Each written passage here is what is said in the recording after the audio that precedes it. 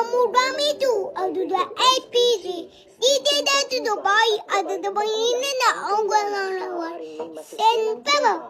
The way goes on Tipray, Ulu, Agogo, meaning goes on a mata.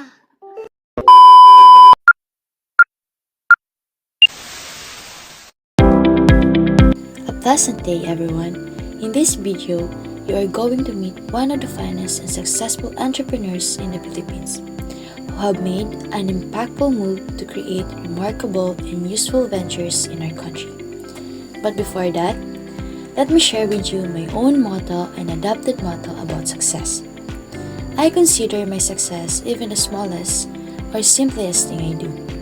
Whether I have just finished doing any household chores, schoolwork, or simply helping someone accomplish the task, it makes me feel happy and fulfilled.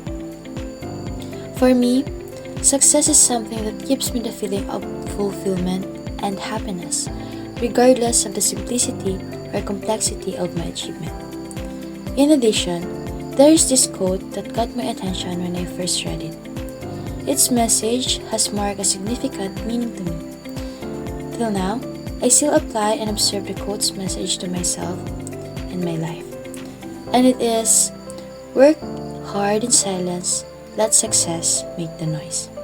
It's really not that hard to understand. For me, I greatly agree with what the quote implies.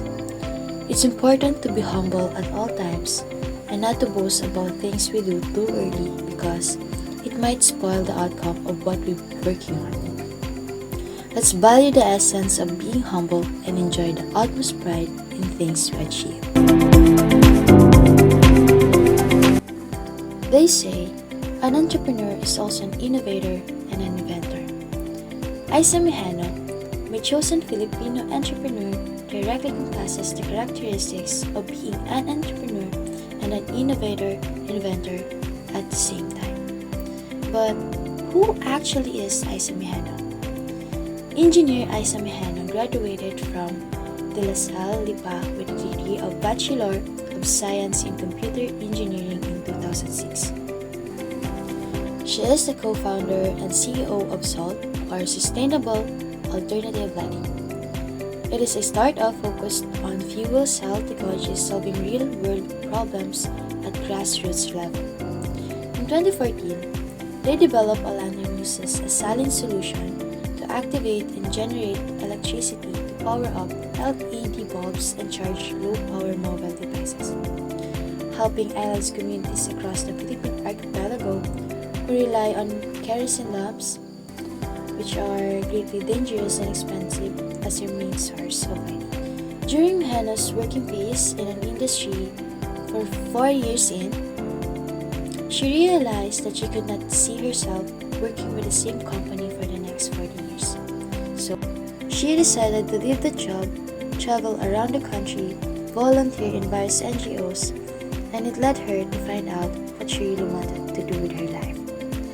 Mijeno said that she took volunteering seriously, and after a year of doing it, she applied for a job at Greenpeace Philippines as a directorial campaigner, and that's where everything started for her.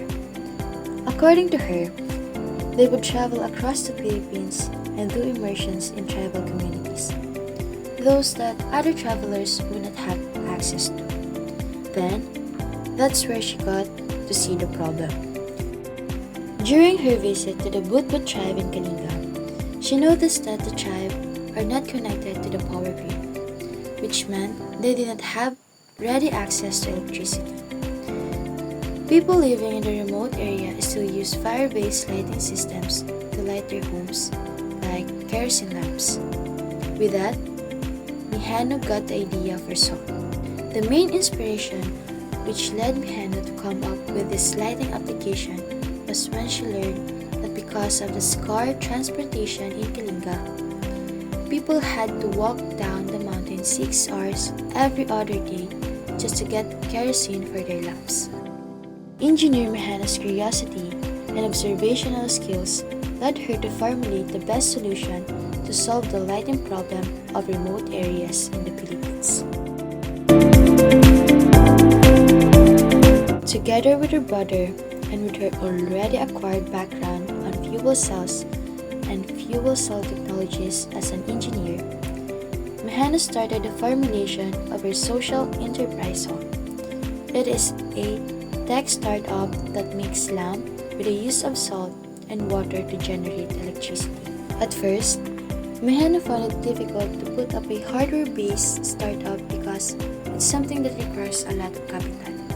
Yet, she did focus on the downside of salt and believed that being able to come up with a working version of their product that's commercially viable is an achievement. Also, Mijeno said that you have to be smart about dealing with investors.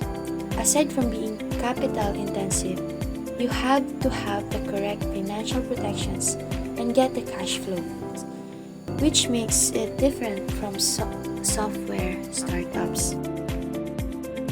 She said that what you need to put up with a software startup is usually a group of people with programming knowledge and a good internet connection.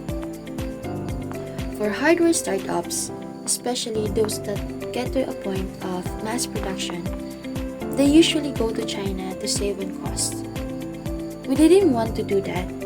We wanted to promote salt as a 100% Filipino-made product. Mijeno also stated that they have a partnership and they have collaborated with 2 companies in the Philippines. One of them is a semiconductor company located at Laguna Technopark, and the other one is San Miguel Yamamura Packaging Corporation. These companies are the ones helping them with all of their packaging needs. The box it comes in, the plastic, and even the design of the package. Starting a business is not easy. It requires a lot of effort and capital practically. Yet, in Mijeno's case, setbacks, problems, and challenges she faced on her journey in crafting salt is not an excuse.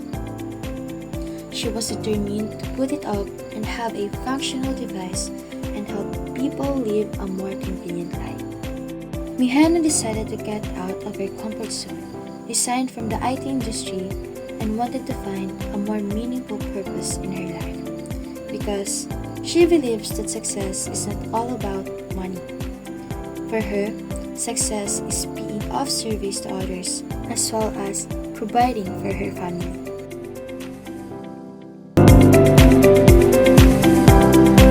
Based on what I've grasped from reading facts about Engineer Mijeno and her journey with salt, I can say that she is a risk taker, positive thinker, observant, and a resourceful person. A risk taker because she gave up on something to pursue another journey and find another purpose in life. A positive thinker because despite facing many challenges, she maintained to have a positive mindset towards the things that hinders her success. Lastly, being observant and a resourceful person. Mijeno came up with her device because of her observation in her surroundings. She has also utilized natural resources to be part of her invention, which is very efficient, convenient, and practical. Aisa and Mijeno's story truly is inspiring. Who would have thought that an engineer would give up her job to explore, be with the world, and really find her true purpose in life? I admire her perspectives and how brave she is. I know that it will take all of one's courage to give up on what you already have to find and fill the missing part within us. She is a true example of it's nice to be a little extra sometimes, get out of our shells, and do the things that makes us happy. She has enlightened me, and I realized that trying new things will not kill me and will not make me lose anything. Instead, it is a way of deeply knowing oneself, and it may lead us to finding a true purpose in life.